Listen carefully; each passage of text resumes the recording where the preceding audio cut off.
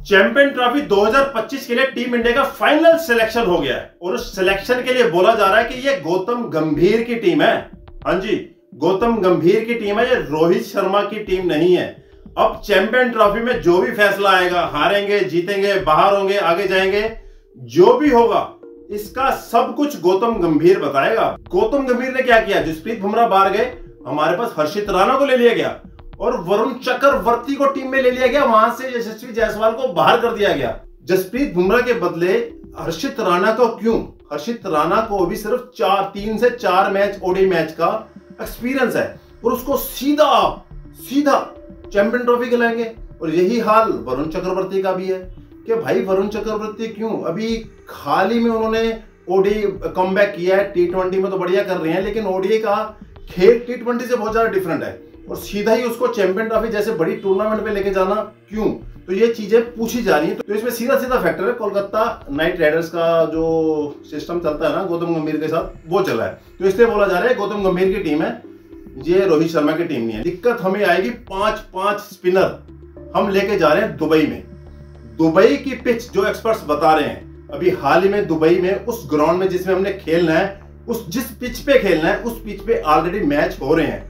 I think आज या कल में वो मैच खत्म हो जाएंगे। फ्रेंचाइजी कोई लीग चल रही है वहां पे, उसी पिच पे जाके हमने खेलना है। हालांकि यूज पिच पे जाके हम खेलेंगे और ये बोला जाता है कि दुबई की जो पिच है वो फास्ट बॉलिंग को मदद करती है, ये बोल रहे हैं। और हमने 5 स्पिनर चुन लिए और हमारे पास सबसे बड़ा बॉलर था जसप्रीत बुमराह, सीम बॉल पेस बॉल में, जो हमें किसी भी समय किसी भी विकेट में जैसा मर्जी माहौल हो वो जितवाता था। लेकिन अब जसप्रीत बुमराह नहीं है। अब जसप्रीत बुमराह के बदले जो बॉलर्स जा रहे हैं उनके पास एक्सपीरियंस इतना नहीं है, या फिर वो इंजरी से वापस आए हैं और उस तरीके से परफॉर्म नहीं कर रहे जिस तरीके से जसप्रीत बुमराह इंटरनेशनल क्रिकेट में परफॉर्म करता है। आपको किसी भी फंसे हुए मैच में बाहर निकलवाता है। हमने देखा T20 वर्ल्ड कप हम जो जीते हैं जसप्रीत बुमराह की बदौलत ही जीते हैं भाई साहब। अगर जसप्रीत बुमराह ना होता T20 वर्ल्ड कप हम नहीं जीत पाते। मैं आपको लिख के दे रहा हूं, आपको भी पता है। अब जसप्रीत बुमराह नहीं है, हमने 3 सीम बॉलर किसको खिलाया? हमने खिलाया अर्शदीप सिंह। अर्शदीप सिंह को 5 से 6 ओडी मैच खेलने का एक्सपीरियंस है। T20 में बेहतरीन गेंदबाज है, कोई दिक्कत नहीं, वर्ल्ड का नंबर 1 गेंदबाज है T20 में, कोई इसमें दो राय नहीं है। लेकिन ओडीआई में अर्शदीप सिंह का एक्सपीरियंस है ही नहीं। 50 ओवर और 20 ओवर की गेम में बहुत अंतर है, मैंने आपको पहले बताया। T20 और ओडीआई में बहुत बड़ा फर्क है।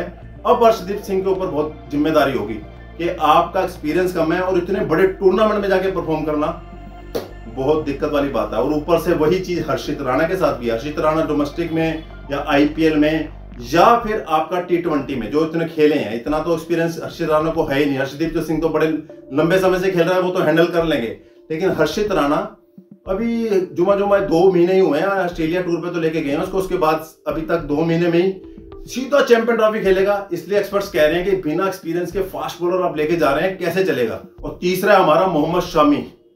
पिछले 2 ओडीआई मैच हमने देख लिए, बिल्कुल आउट ऑफ टच है। वो रिदम, वो सीम, वो स्विंग हम देख ही नहीं पा रहे। मोहम्मद शमी बिल्कुल 100% अपना नहीं दे पा रहे। आज कमेंडर तीसरा जो मैच चल रहा है इंडिया और इंग्लैंड का, उसमें तो उनको ड्रॉप कर दिया गया, उसके बदले अर्शदीप सिंह को खिलाया गया है। तो कहने का मतलब कि किसी भी बॉलर्स के पास, सीम बॉलर, फास्ट बॉलर के पास विकेट टेकिंग अवेलेबिलिटी बहुत कम है। तो इसलिए हम चल के जा रहे हैं स्पिनर्स के पास। स्पिनर्स 5 है। वाशिंगटन सुंदर आप खिलाएंगे नहीं, वरुण चक्रवर्ती, कुलदीप यादव में सिर्फ एक खेलेगा। अक्षर पटेल और जडेजा आपको दोनों मैच खेलते नजर आएंगे, ये दोनों ही खेलेंगे। अक्षर पटेल भी खेलेगा, रविंद्र जडेजा भी खेलेगा। लेकिन इसके अलावा जो 3 स्पिनर आप लेके जा रहे हैं, वाशिंगटन सुंदर का कोई रोल नहीं था मेरे हिसाब से। नीतीश रेड्डी सबसे बड़ा आपके पास तुर्का इक्का बन सकता था, जो लोअर ऑर्डर में आके जबरदस्त बैटिंग भी करता है और हार्दिक पांडे की तरह सीम बॉलिंग भी कर लेता है। तो आपको कहीं भी फिट कर सकते थे एज ए ऑलराउंडर। अगर आपके ऑलराउंडर ही भरने हैं, ऑलराउंडर ही ज्यादा लेके जाना, तो नीतीश रेड्डी सबसे बड़ा ऑप्शन हो सकता था। वाशिंगटन सुंदर को आप बाहर करते, नीतीश रेड्डी को इन करते तो बढ़िया चॉइस बन जाती। तो यहां पर एक्सपर्ट्स कह रहे हैं कि 5 स्पिनर उस पिच पे लेके जा रहे हैं जहां पे स्पिन को इतनी ज्यादा मदद नहीं मिलती। यूज पिच पे आपने खेलना, वहां जो सीम बॉलर फेंकते हैं अपनी वेरिएशन, स्लो बाउंसर्स या स्लोअर, वो काम ज्यादा चलेगी, ना कि स्पिनर, क्योंकि ड्यू बहुत होती है भाई साहब दुबई के मैदान में। जब आप सेकेंड इनिंग बॉलिंग करने अगर बाई चांस आ गए और वहां ड्यू पड़ गई तो स्पिन बॉल करना बहुत मुश्किल हो जाता है। एज पर सीम या पेस बॉल के हिसाब से।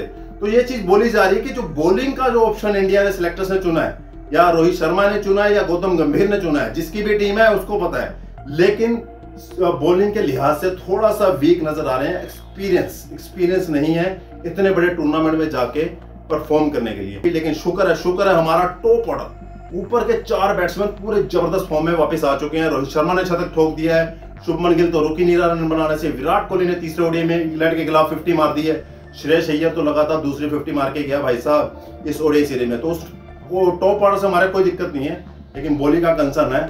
आपकी क्या राय है कमेंट्स करके जरूर बताना।